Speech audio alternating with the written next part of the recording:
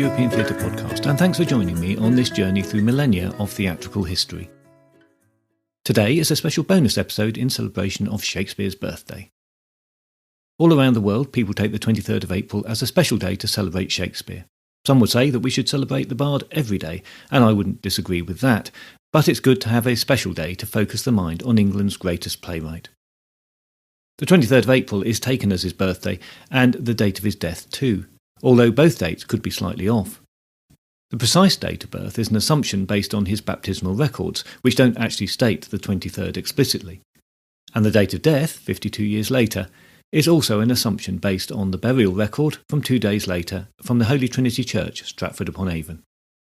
Anyway, it's a good date to use for the celebration of his life and work. Last year I celebrated the 23rd of April with an episode that recounted several events from his life.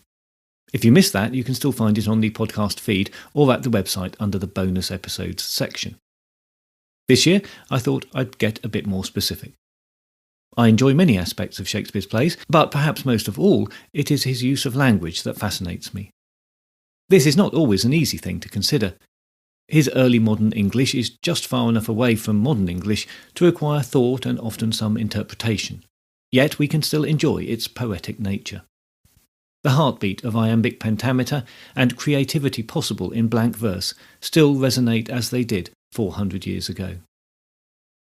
Not only has Shakespeare been long celebrated as a great craftsman of the language, but also as a great creator of language. It is said that he created many hundreds of words that we still use today, not to mention some that have fallen out of use and we've forgotten, but they still lie there, waiting to be rediscovered. Radiance, gnarled, dishearten, courtship, dexterously. Just 5 of the words that Shakespeare is credited with having created, and that are still in common use today, and there are many, many more. In the modern world, we're used to English being the all-powerful language of the world, but this is far from being the way before Shakespeare's time. English is now the most spoken language on the globe, with current estimates putting the number of speakers at 1.5 billion people. It may be soon overtaken by Spanish, which has had huge growth in the Americas. But what is unusual about English is that about 2/3 of English speakers have it as a second language. Not bad for a language that originated on a small island to the edge of Europe. So English started its life in a very small way. Before the Elizabethan period in England, English was pretty much only spoken by the English themselves, with even their fellow islanders, the Scots, the Welsh and the Irish, speaking their own native Celtic tongues. Having developed as Old English primarily out of the Germanic strain of the original Indo-European language, and with a heavy Scandinavian influence thanks to the Danish invasions and settlements in the north of the country, English began its travels to the mainstream when the Norman conquest of 1066 injected a lot of French into the language. As the Normans assimilated, so did the language, but Norman French remained the language of the court, the aristocracy, and the legal and civic systems. It was only in the 14th century that English became the language used for the business of the king and the legal system. The Church, of course, retained its use of Latin for centuries to come. For the trader travelling to Europe, French and Latin remained the most useful languages to have at some command of. Anglo-Italian translator John Florio, language tutor to the court of James I, wrote that English was a language that would do you good in England, but was worth nothing once you had crossed the Channel to the continent. What we now call early modern English was only about 100 years old at the end of the 16th century, and at a point where it was about to complete its transformation from Old English. If you had said to an Elizabethan that their language was going to become the most powerful one in the world, they would have thought you were quite mad. The use of English just about spread as far as the island of Ireland, but even there its use was limited, with the natives and the Old English settlers speaking Irish Gaelic, and only the most recently settled arrivals, part of a Tudor period attempt to placate that troublesome land, speaking English. Queen Elizabeth was given an Irish primer that placed English words next to Latin and then Irish translations, and encouraged to learn a few phrases in the hope that such little touches might strengthen her rule on the Emerald Isle. Yet if language and power go together, then it seems England did not have much of either. When Henry VIII had taken his kingdom away from the influence of Rome in the Reformation and estranged his land from the European Catholic powerhouse of France, initially England looked very isolated. But strong trading ties with the Low Countries, thanks to the quality of English wool, kept contacts with Europe alive, and with the sweep of Reformation and Counter-Reformation across Europe, by the time his daughter was on the throne, England had become a haven for the Protestant dispossessed from Italy, France and the Netherlands. London in particular became a melting pot of different cultures and languages, something that caused not a little tension with the local inhabitants. Records show discontent and even riots as parts of the city became home for different national and religious groups. Shopkeepers blamed the incomers for their poor profits, and the underemployed blamed them for their impoverishment. But the immigrants strengthened Elizabeth's Protestant project, and they had the support of her and her council. So London in particular quickly became a cosmopolitan city. And one of the places where the locals mixed with the newcomers was at the theatre. At Shakespeare's Globe and the other theatres, travellers of all sorts attended plays. It was one of the things to do in London, both for residents and visitors. There are records of German, Italian and Swiss travellers who recorded their impressions of London theatre at the time. This was the scene that Shakespeare operated in and was influenced by. This conglomeration of different nationalities, professions and classes that mingled at the theatre. The yard of the theatre was filled with something like 3,000 people on a good day, standing shoulder to shoulder. Sometimes, especially in the heat of summer, tensions rose as they jostled for position, and no doubt insults were flung at foreigners, a cheap win for anyone with a grievance. When Shakespeare was in attendance or performing, he would have heard the hubbub from the backstage, his keen ear picking out the tenor of the crowd and perhaps the odd pithy phrase. Shakespeare was a long-term resident of the city, having lodged in London for over 10 years with the Huguenot Mountjoy family. Living closely with exiled French speakers, he would have been well aware of the political and religious tensions they had escaped from, and no doubt helped them find their way around English as a new language for them in their day-to-day life. As far as we know, Shakespeare never left England and learnt of Europe through its literature and its history, but I think also from its ex-residents now living in London. The aforementioned John Florio was an important player in this process. He wrote extensively for the English, translating Italian Renaissance works and writing primers to teach Italian. He also wrote the first attempt at an English dictionary. For Shakespeare, he was a source of content for stories and probably for individual words too. We know Shakespeare saw at least some of his work because he directly quotes some Italian proverbs Florio documented. As we know from the story of the Renaissance theatre, the same stories were recycled frequently, stretching back to Plautus and Terence, and sometimes shamelessly copied by one dramatist from another.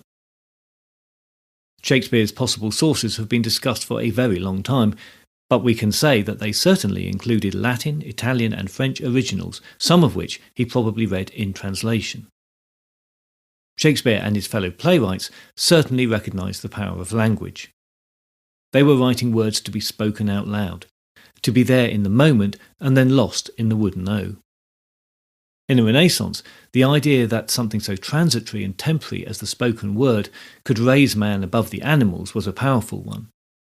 The ability to express ideas and emotions in words was, the thinking went, what gave man his elevated position in nature, and any loss of that power was a decline into something monstrous. In The Tempest, Caliban has given up coherent language and is treated with the contempt that deserves. When in Troilus and Cressida, Ajax says that speaking is for beggars, it is a mark of how far that he has declined and lost his reason. In Hamlet, Ophelia's descent into madness is demonstrated by an outpouring of incoherent language that carries but half sense. Renaissance thinking saw language as a glue that held society together, so the loss of the ability to form coherent expression made you something less than a fully paid-up member of the club of civilization, and something closer to the natural world. That thinking came from authors who had been trained in the new universities, where the Roman rhetorical skills they gained gave them the ability to make an argument from one point of view or the opposite, through the use of logic. Where we might now think of chaos and thinking outside of reality as the best source for creativity, for them the opposite was true. Their creativity was born from the desire to stamp their idea of right order onto the world, and language was a key component in an author's ability to do that successfully. Language and coherent expression was also important in the questions of love and honesty. At the beginning of Romeo and Juliet, the young Romeo is in love with the idea of being in love. He has convinced himself that he's in love with Rosaline and hangs about playing the distracted lover. Mercutio mocks his performance, saying, "Romeo, humours, madam, passion, lover, appear thou in the likeness of a sigh, speak but one rhyme and I am satisfied." It's only when Romeo meets Juliet, who he truly falls in love with, that he can speak coherently with fine poetry. The next time he meets Mercutio, they are able to engage in some complex wordplay. Such wordplay was considered a sign of intelligence in itself during the Renaissance period, and an indication that Romeo had returned to the real world and society. Mercutio even says, "Why, is this not better than groaning for love? Now art thou sociable, now art thou Romeo, now art thou what thou art, by art as well as by nature." By sociable, he means acceptable for society, and he demonstrates this by his skill, his art, at wordplay, including a lot of punning. We now tend to see some of this as laboured humour and even as failed humour, but that's because we don't easily understand the references and the meanings of some of the words and miss the playfulness of the language. For the contemporary audience, this was Shakespeare showing off his wit and abilities, something that he would have been admired and appreciated for rather than thought of as being too clever by half. Not that Shakespeare was immune to that criticism. Green's famous upstart crow comment has something of the too clever by half about it, and maybe not a little jealousy. Shakespeare was, in his heart, a poet, and Romeo and Juliet is in part a homage to the sonnet, at the time considered the most perfectly distilled form of poetry.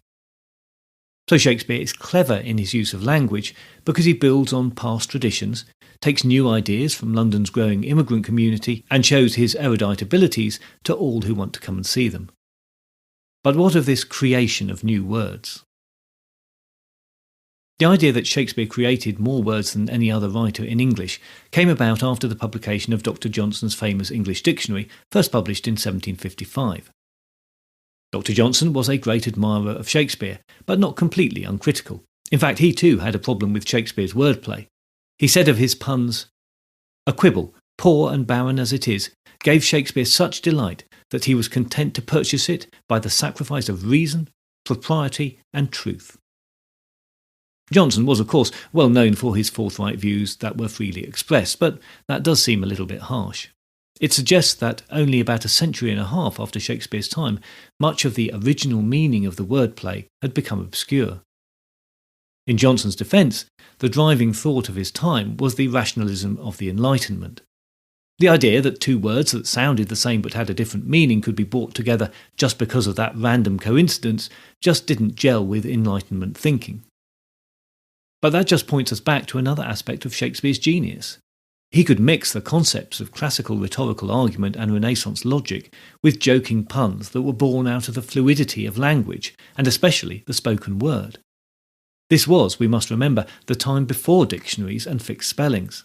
Spoken English was perhaps more alive and malleable in Elizabethan England than in any other time before or since.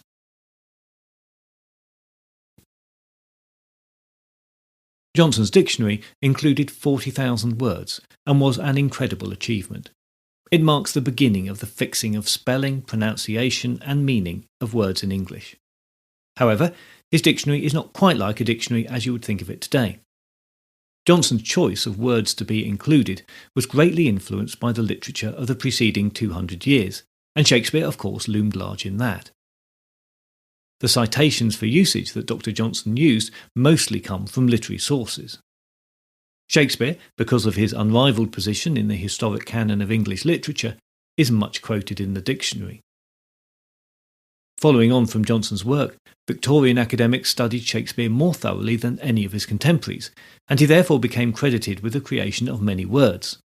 Some have quite ridiculously claimed that he invented up to a quarter of English words. More realistically, others have said maybe several thousand.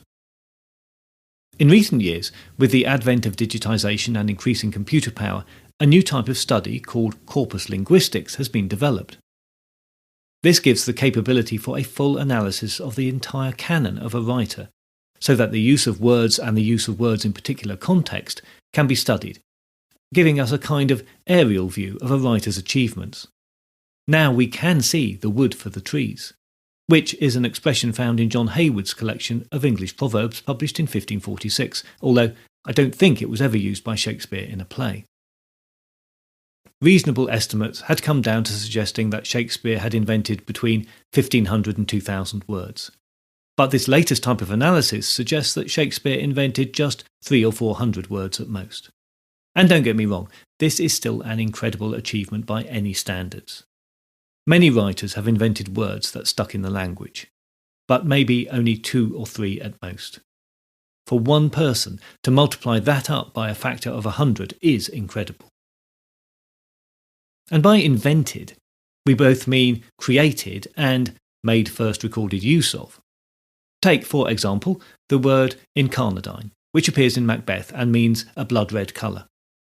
It is derived from the Italian for meat, carne, and in context gives the sense of blood-red and cutting of raw flesh, perfect for Macbeth in that moment. It is a created word and derived from another language. Then there is howl and hobnail, grime and glow, not new words, but used for the first time as nouns by Shakespeare. There are also new conjoined words, like please man, as in yes man, and rose-lipped and rose-cheeked. Then there are words where the meaning is stretched by the context, so that they deliberately jar and bring attention to themselves. Revolting meaning rebellious, or traditional meaning to be bound by tradition. And sometimes it just seems like the bard having a bit of fun. I particularly like raw-boned, meaning very gaunt, skimble-scamble, meaning senseless, ruttish for sexually charged, and loggerhead for one lacking in common sense. I could go on, there are many. And we have to acknowledge that not every word Shakespeare invented or used in an original way caught on. You will probably never have heard of words like arm-gaunt, insisture, or wappened, unless in a Shakespeare play. Those 3 mean slender-armed, persistence, and, well, wappened has been argued over, but probably means a woman who is no longer a virgin, with the possible implication of immorality on her part. And of course, it's not just the words created and twisted and borrowed, but the phrases that are created with them. Othello's well-known green-eyed monster is a Shakespeare original. But the next time you feel your teeth set on edge, or you want to fight fire with fire, or you realise that the game is up, and you might soon be as dead as a doornail, or that you might vanish into thin air, think of Shakespeare. Those are all his. And I think that is the real takeaway from these thoughts about Shakespeare and language. It doesn't really matter if he invented tens, hundreds or thousands of words. Any number over a few would be and is astounding. What matters is the way he used them, the way he could craft the words at his disposal into phrases and poetry that made his audience look into themselves and their place in the world and come to a better understanding of the way they lived their lives. Before Shakespeare, English was a relatively little used language, but through the influence of immigrants and a thirst for the culture of continental Europe, English became a language where complex ideas could be expressed in a variety of ways, using words that had become incorporated from many different sources. Shakespeare was responsible for some of that invention, but more significantly, he put those words to use and turned them into something beautiful and meaningful in a way that had not been done before. And we can still marvel at his skills today, all these years on from his birth and his death. And I think to finish, we need to let the words speak for themselves. But rather than a passage from a play, what follows is, I think, my favourite Shakespeare sonnet.